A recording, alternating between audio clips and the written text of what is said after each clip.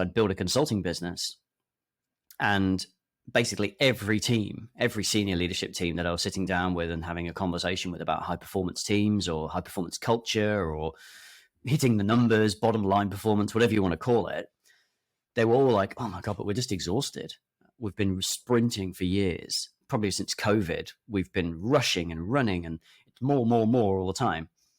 And I had this imaginary model in my head or metaphor in my head of an elastic band.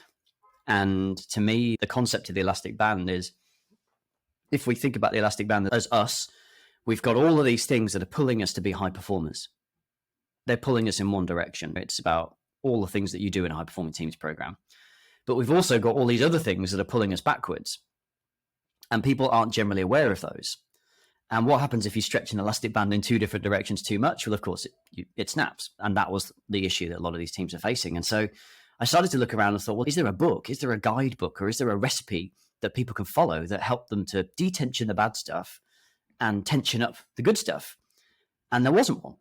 There are lots of, 5 dysfunctions of a team and high performing teams books, but there was nothing that talked about this kind of elastic band concept and how we could reduce the tension in one area and increase the tension in one area, but making them almost the same variables. So I had to try and create that.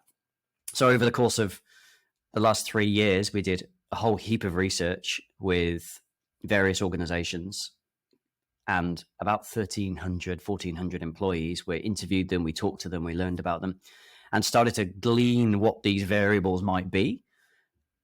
And that led to the creation of the book. Once I'd simplified it into the framework, which turned out to be the PACE framework, that then felt like a natural hopping off point to create this recipe book for creating a high performance culture and beating burnout.